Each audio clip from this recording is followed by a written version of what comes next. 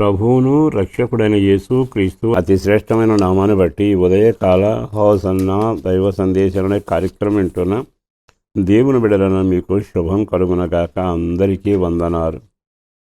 మీరంతా బాగున్నారని ఊహిస్తూ నమ్మి ప్రార్థన చేస్తూ స్తుతిస్తూ ఉన్నారు. ఈ శుభవేళ మీకు విషయాన్ని జ్ఞాపకం చేసి ఆ వాక్య వెలుగు ద్వారా మీరు నేను ఆశీర్వాదకరంగా నడిపించబడాలని కోరుకుంటూ ఓ చక్కని వాక్యాన్ని మీ కొరకు నేను చదివి వినిపిస్తాను. 91వ కీర్తన 10వ వాక్యంలో చక్కని మాట రాయబడింది. అది ఏమిటయ్యా అంటే, ఏ తెగులు నీ గుడారము సమీపించదు. చాలాసార్లు మీరు చదివిన మాటే, కానీ మరలా నేను జ్ఞాపకం చేస్తూ ఉండగా చక్కని మాట ఏముందంటే, ఏ తెగులు నీ గుడారము సమీపించదు. సహజంగా తెగులు, వేదన, నష్టాలు, గాలి దుమారాలు, అల్లకల్లోలం, తుఫానులు, బీభత్సం ఇవన్నీ సమాజంలో మనం ఎదుర్కొంటున్నాం, అనుభవిస్తున్నాం. కొన్ని ప్రాంతాల్లో పర్వతాలు బద్దలవుతుంటే మరికొన్ని చోట విపరీతమైన వర్షాల వలన, పిడుగుల వలన రకరకాల సంఘటనలు జరిగి భూమి అల్లకల్లోలం అవుతున్నప్పుడు కుటుంబాలు, పట్టణాలు వ్యధచెందడం, నష్టపోవడం, ప్రాణహాని జరగడం కూడా జరుగుతుంది. అయితే విచిత్రం ఏంటంటే, మనం దేవునిలో నడుస్తూ దేవుని కొరకు బ్రతుకుతూ దేవుని ప్రేమను అనుభవించి ఆయన ఆ మార్గంలో నడిచినప్పుడల్లా ఆయన మనల్ని కంచి వేసి కాపాడగలిగిన వాడు. ఇక్కడ ఒక విషయాన్ని మీరు జ్ఞాపకం చేయాలి. ఒక కీర్తనాకారుడంట నీవే నా కొండ కోట అని ప్రార్థన చేసి పాట పాడాడు. అతడు రాసినవాడు రాజే. సైన్యం ఉంది, బలం ఉంది, బలగం ఉంది, ఆయుధాలు ఉన్నాయి, కానీ కాపుదల ఆయుధాల్లో లేదు. తాను అన్నీ ఉన్న రథసేనలు పరిగెత్తున కాపుదల లేదు. కానీ ఆ కీర్తనాకారుడు అంటాడు నీవేనయ్యా, అంటే తనను సృష్టించిన దేవుని, ఏ దేవునికి దండం పెట్టి ఆరాధన చేస్తున్నాడు ఆ దేవుని మనసారా స్తుతిస్తూ నా కొండ నీవేనయ్యా అంటాడు. అంటే మనం అప్పుడప్పుడు కొండలు చూస్తాం, కొండ ప్రాంతాలను చూస్తాం. ఆ కొండల లోయలలో, ఆ కొండల గుహలలో చాలామంది నివసిస్తూ ఉంటారు.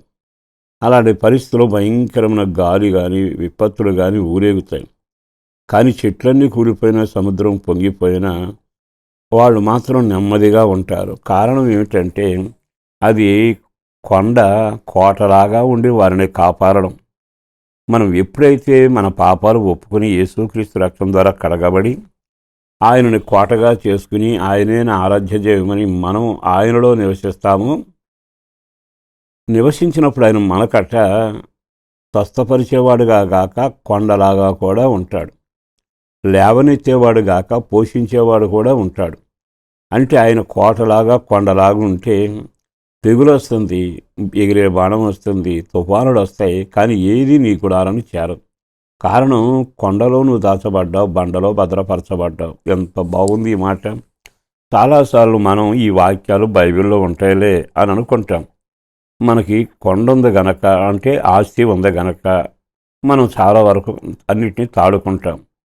బలం ఉంది గనక, కొన్నిసార్లు నాకు బలం ఉంది గనక, నాకు తెలివితేటలు ఉన్నాయి గనక అంటూ వాటిని కొండగా చేసుకుని అండనుకుని వాటిని నమ్మి అపహాస పాలవుతాం. అన్నీ ఉండి చేతగాని వాళ్ళలాగా మిగిలిపోతాం.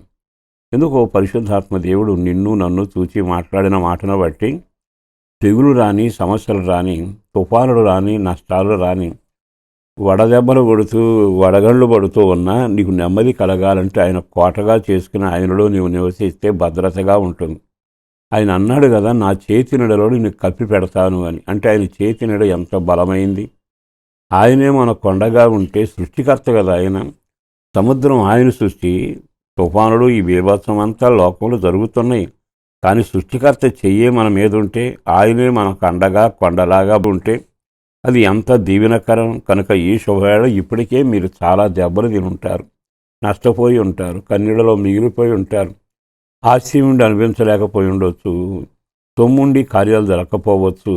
కానీ ఇక మీదట మీరు ఆయనను ఆశ్రయించి నా కొండ నీవేనయ్యా, నా బండాన ఆధారం నీవేనయ్యా అని నీవు అనుకుంటే ఆయన ఏమంటాడు తెలుసా? ఏ అపాయం మీ యొద్దకు రాదు, ఏ తెగులు నీ గుడారం సమీపం. అంటే పూచి నాది, నేను కంచి వేసి కాపాడతా. మరటి దేవునిలో నీవు నీ పిల్లలుంటే ఎంత బాగుంటుంది. మొదట నువ్వు ఊరిలోనూ లోకంలోనూ పాపంలో ఉన్న పరిస్థితిని విడిచి ఓ పవిత్రమైన జీవితంతో యేసుతో ఐక్యపడితే ఇది సాధ్యం. అట్టి కృప మీ కలగాలను సేవకుడుగా ప్రార్థిస్తున్నా. పరిశుద్ధులను ప్రేమోమడిన ప్రభు వందనాలయ. అపారమైన ప్రేమ కొరకు ధన్యవాదాలు. చేసిన మీరు కొరకు చేయబోతున్న కార్యాల కొరకు వందనాలు. మరొకసారి ఆ బిడ్డలను దర్శించి కాపాడి కుటుంబాలుగా కాపాడి నీ రాకుడకులుగా ఎత్తపరిచి అడిగిన దానికంటే ఊహించిన దానికన్నా గొప్ప కార్యాలు చేసి మహిమ పొందుమని, పిల్లల క్షేమం, పెద్దల క్షేమం, ఆరోగ్యం, ఆహారం, ఉద్యోగం, వ్యాపారం, చదువులైన ప్రతి విషయంలో మీరు రక్షణతో కూడా ప్రార్థనా జీవితంతో నడిపించి నీ రాకుడకొరకు భద్రపరిచి మేలు చేసి ఆశీర్వదించమని యేసు పేరట వేడుతున్నాము తండ్రి. ఆమేన్.